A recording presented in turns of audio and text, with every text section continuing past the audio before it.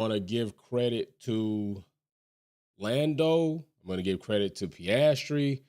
I'm going to give credit to Max Verstappen. I'm going to give credit to all three drivers. And then I'm going to talk about how I feel about the performance of all three drivers. And then we'll go into even the rest of the grid, just here and there, talk about some spots. So we're here for the review. Humpback first in the live chat. What's going on? So I'm going to say this. Lando seems to continuously allow himself to seem as if he will not be a very vicious competitor against Max Verstappen. Lando just horribly parked the car in such a non-competitive way. It was egregious. It was egregious the way he parked that car. The way Lando parked that car was completely and utterly egregious. I could not believe going into that next turn, Lando seemed as if I'm playing not. I am very serious when I say this. Lando seemed as if once he got past Max Verstappen, he won the Drivers' Championship for 2024. He won every race from Austria on, and there was nobody else on the track. That is how Lando Norris drove after passing Max Verstappen. After passing Max Verstappen in the sprint race, I just couldn't believe that Lando parked that car as if there was nobody else driving on track. He put that car in such a position where it was like, come right on through, Max. And that is crazy. That is crazy. I completely agree. It was not harsh. It was not, what's going on, Sylvia with Kelly? It was not harsh. His own criticism of himself about him pretty much looking like an amateur, because that is exactly what he looked like an amateur. He completely looked like an amateur. I'm shocked that he did that. I'm very shocked that he did that. I don't even know what Lando was thinking when he did that. It was crazy to me. He completely deserved what he got. And Lando is, I'm gonna say this. Lando right now is not under fire. I don't agree with the whole notion that that McLaren should have taken the approach. Now I'm gonna say this. I agree. The process of trying to make sure that your driver has as many points against the next rival driver there's no error in doing that. Mechanic Mercedes says Lando should work on his racecraft. Bro, that is what I was just talking about. The racecraft of Lando after passing Max was an indictment, okay? But I'm going to talk to this, and we're definitely going to get on that. Oscar Piastri, if there ever was a moment where the team could say, let's give him the opportunity to also work on his ability to race against Max and or be the future, although very, not so far in age to the point where Lando just will age out before Oscar Piastri comes into his window of greatness, if that window ever comes. But today, this opportunity would be that. Allow these two drivers to race fairly without compromising the car and the team and the cost cap. And Oscar did that. He took advantage. He took the opportunity after the skirmish had finished out. The drivers were compromised. He overtook Lando in a very, to me, polite manner. They should be able to do that, because I'm going to say this. Mechanic Mercedes says Lando wasn't feeling well, though. I'm not giving him that. I'm not going to give him wasn't feeling well. If you decided that you were feeling well enough to get into that car and start the race, I can't give you don't feel well enough and you didn't get the job done. Then you should have went ahead and succeeded. You should have went ahead and stepped back. Let us put somebody else in there. But I mean, it's great. You want to show up to work, you're not feeling well, and you're going to go for it anyway. Good, toughness. But I'm not going to give you that excuse when you fall short. I'm not going to say, you fell short. You knew your conditions. You knew what your limitations may be. Cool, you stepped up for it anyway, took it on the chin like a champ. But I'm not then going to say, hey, It's so no, you fell short. Regardless of what it is, we fell short in the situation in which you decided to enter this race into. So I'm not going to give him that. And I'm going to say this, him not feeling well, I'm definitely not going to give him a discount on the way he parked that car. I mean, the way mechanic Mercedes, the way he parked that car and let Max go back around him in the next turn was crazy, bro. That was crazy. I knew Oscar wasn't catching Max after he got P2. And I never expected Oscar to catch Max after he got P2 either. I didn't. Honestly. I just still feel like Red Bull has a bit more of pace, especially in a circuit like this. I just feel like they still got a bit more of a pace to make things happen. J-Rob says Peel was more aggressive, and that's what that's J-Rob. Thank you for bringing me back to my initial point. Big shout out to you, 5th super chat in a live stream. Salute to that. I think that this needs to be done. I think that the opportunity for Piastri to get in there, to battle Lando, to get in the mix so that he can work on that racecraft is very paramount to McLaren, because it very well may be true. Lando, like Gasly, although having a very more progressive car, Lando may be Lando. There are plenty of people that before this happened with McLaren have always said that Lando may not ever be a world champion. What was it, 110 GPs before he even got his first race win? There are a lot of people that feel like Lando may never be a world champion. I think it's too big to say never. I would just say, what are the chances with Lando and his ability and what he's showing us doesn't, to me, add up to world champion in so many ways. But there have been other drivers that I think are less drivers than Lando that have won a world championship in a very dominant car. So that's why I can never say never. But I will say this. Piastri has shown me that he has more dog in him to battle Max than Lando has shown us. Lando became a doorman. After he made the pass, he became a doorman. I don't understand what Lando was thinking.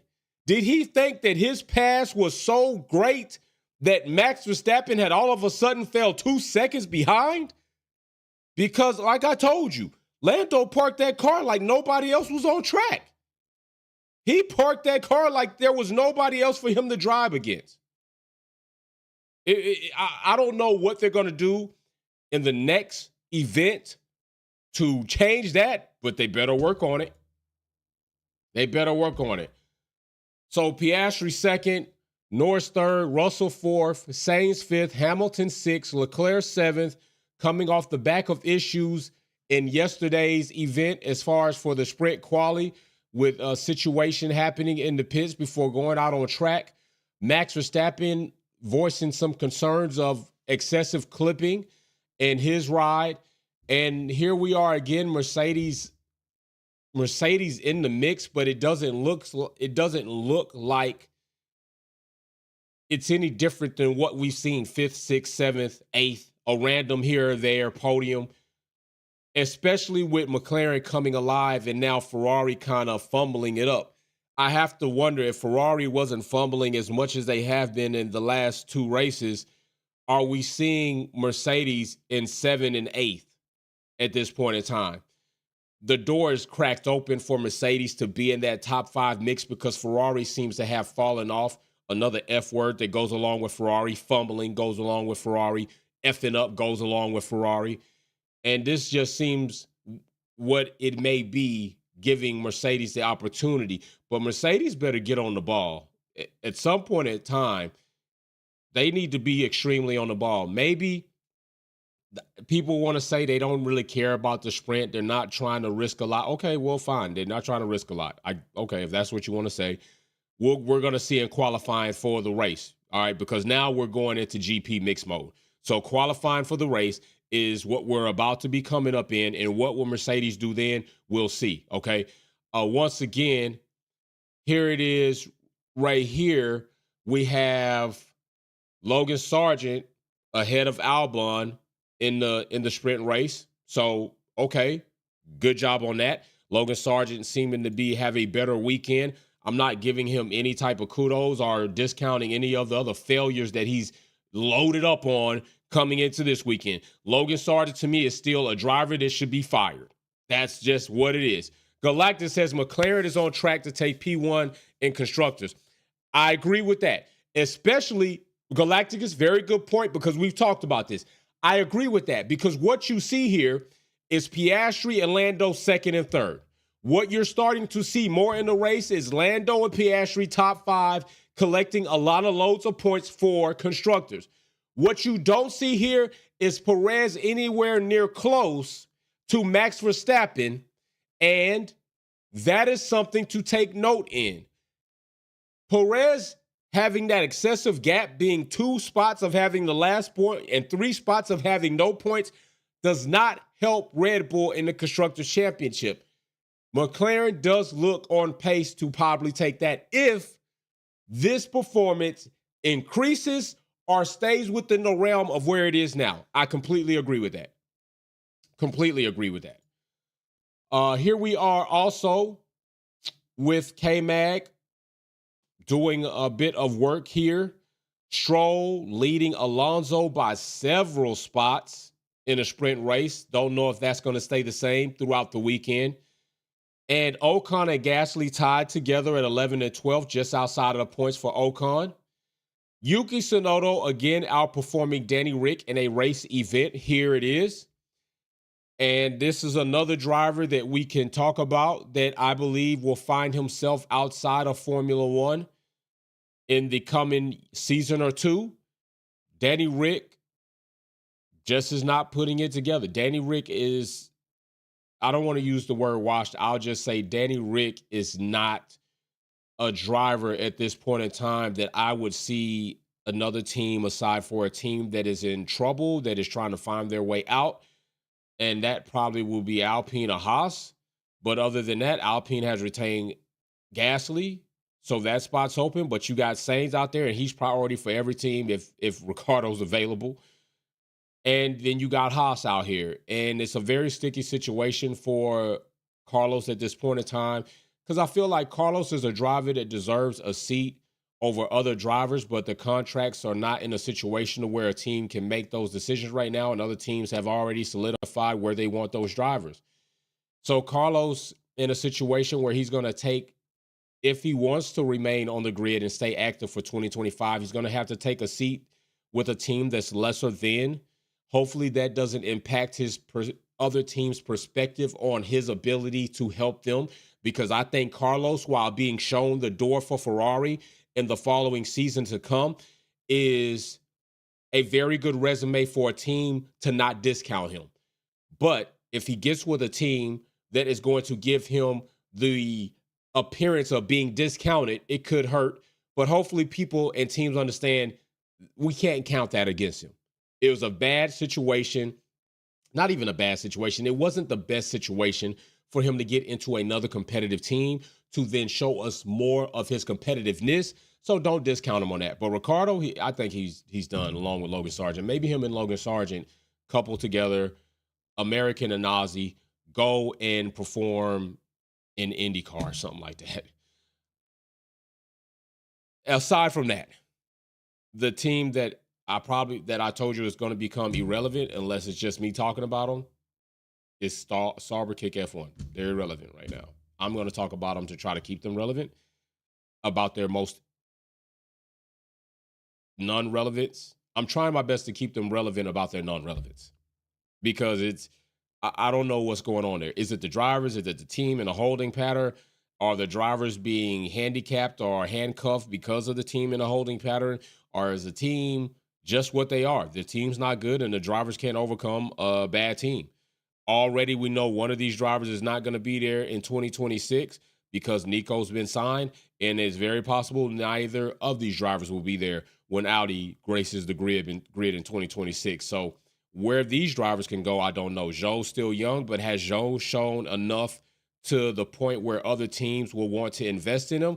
I'm not sure about that. Has Valtteri shown his ability and his experience will be measured well enough for a team, if the opportunity is there, to bring in as an elder statesman of a bank of knowledge, of a bank of experience, of somebody who will be competitive. But if that young gunner is the guy, not rival them in such a way that, hey, your time here is limited. I think that's where Valtteri is. I also don't like that commentators are discounting Valtteri because he has other things going on outside the track.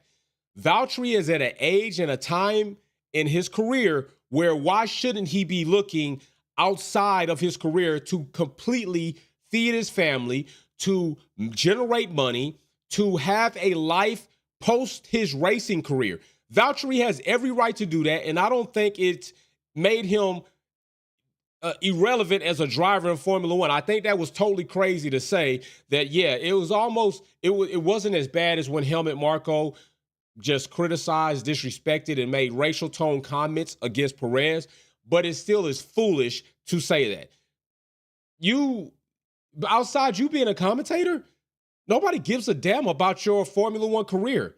Outside of you being a commentator, you don't even have the opportunities that Valtteri has because you didn't even accomplish as much as Valtteri accomplished. So leave Valtteri alone. Let him do his butt-naked paintings. Let him do his investments and his businesses, because he's earned the right off the back of a very good career in Formula One to have those opportunities, to take those opportunities, and to monetize those opportunities and still be in Formula One, because I can point out several drivers that are not as good as Valtteri while he's still doing that. So leave Valtteri alone. Just don't bother Valtteri as far as I'm concerned on that. But yeah, the sprint race in totality, the sprint race was still lame duck to me. Sprint race was still a lame duck race to me.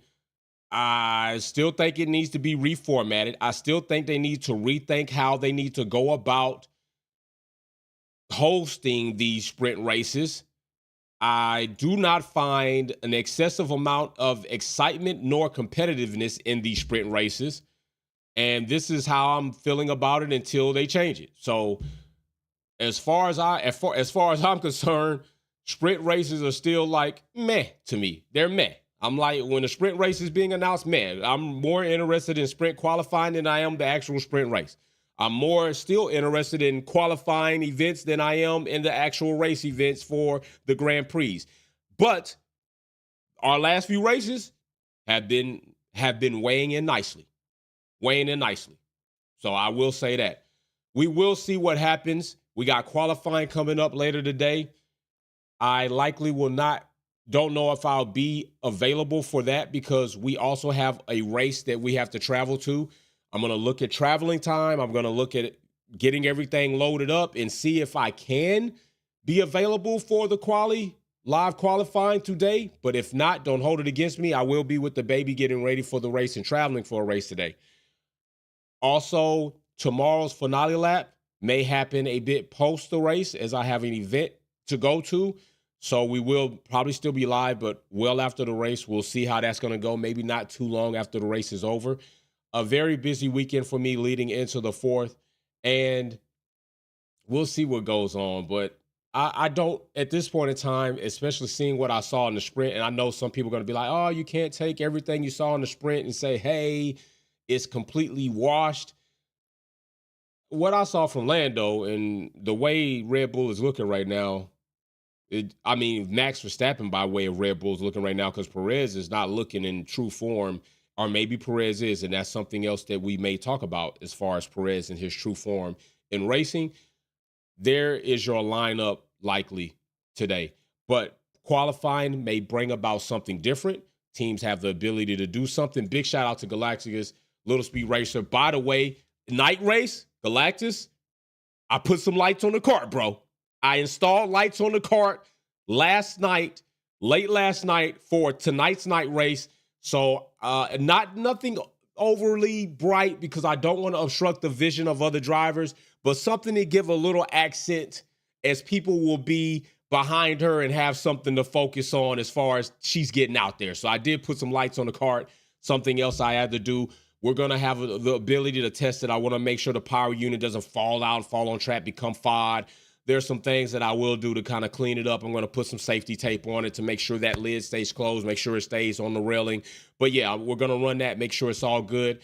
Yeah, it's going to be a good time. It's going to be a long day. Long day. We probably won't get home until well into midnight. So be on the lookout. I will post pictures. If the unit does stay intact and I can turn those lights on, I will take pictures for the family and post it in the Discord. So you all will be able to look out for that. Other than that, that's it. The sprint race was the sprint race. I think we all kind of feel the same about the sprint race. I think a lot of these teams being in some of the positions they aren't really caring about the sprint race. And I think that's why we've talked about the sprint race needing to be reformatted. Many of you agree with what I've said. Galactus says, yo, let's go. Big shout out, Galactus. Always supportive. Many family members always supportive about the baby and her racing and us racing as a family and being their supporter. And you all have been along for the ride, supporting and encouraging as well. And I really appreciate you times 100,000 for that, because there's not enough support. You would be surprised that even in the family, because people don't have a relationship with motorsport, people haven't been watching motorsport, that the support even in the family is not what it should be. When we have other family members and kids that play football, play basketball, run track, family members are more likely to go there instead of coming to the racetrack with us to support and encourage, because they just don't get it, right? They don't get it. Motorsports hasn't had the best relationship with black families. We'll go into that another time. Sylvia with Kelly just put lights on the rear. That's all they're going to see. Hey, Sylvia with Kelly, that's exactly what I did. The lights are all on the rear. They're all on the rear. So, yeah, that's exactly what I did. Plus, I didn't want to put lights on the front because I don't want her as a kid. You know, kids can be like squirrel to look at the lights instead of focusing on the driver in front of her. More of a safety for, hey, don't run into the back of another driver because you're focused on your pretty lights. And also, keep your eye on the ball. Keep your eye on the ball. We didn't have the opportunity to get to the track for practice yesterday, which is really on me. Just tired from driving through midnight. But anyway, that's enough of me talking about that. We'll see what happens. We got qualifying later today. We'll see what these teams will do. We'll see what these drivers will do. Is Logan Sargent going to continue to lead Albon throughout the Austria weekend? Is Tsunoda going to continue to lead Danny Rick? Is Ocon and Gasly, what are they going to do? Will they end up in the top 10 again, collecting a bit more points as a very perilled team? And is Stroll going to continue to lead Alonso? Alonso far back there. That's a little bit surprising to me. Ferrari still having troubles. Mercedes still trying to get going, as they were stumbling a lot. Now they're kind of getting into a jogging pace. Can McLaren put together a strategy and a plan to get a race win for either driver, Lando or Piastri? I don't care which. It would benefit them more in the Drivers' Championship with Lando, of course. But I don't care which driver, just continuing to show that McLaren is on the hunt for Red Bull, and Red Bull cannot rest on their laurels going into next season or even toward the end of this season. Mr. One-Man Pit Crew, good luck. Let's go. You ain't lying about that, bro. There is no real rest at a race event for a parent that is really doing it on their own. Several other people have multiple people out there, teams, trailers, so it's very different. But I completely enjoy the experience. So big shout out to you all supporting. And let's just see what McLaren can do in qualifying. Let's see what Mercedes can do in qualifying, because they've been pretty decent at qualifying as of late. And I think qualifying has been just very awesome. I've enjoyed it, and I think you all have enjoyed it as well, and we'll see what goes on there. So big shout out to everybody posting in, trying to be here as much as I can the weekend with everything that's been going on. Like I said, tomorrow's going to be crazy. Today's going to be crazy, but hey, either way it goes, we'll have some posts. We got some lives. We're here together. We will have a Wolves Den probably tomorrow post the race, okay? So be on the lookout for that as well. We'll have a Wolves Den in the Discord and talk about this weekend as well to let people get their rocks off. Big shout out to Sylvia with Kelly. We will see y'all all soon. You know what I say when it comes to this. Let's see what they do. And it is an indictment on Aston Martin to re-sign Lance Stroll again, just showing the rest of the team and the damn company that we really don't care about being competitive on that side of the garage. They're just this side of the garage with Alonso, and maybe Alonso is getting tired of it. All right, I'll see y'all soon. Peace.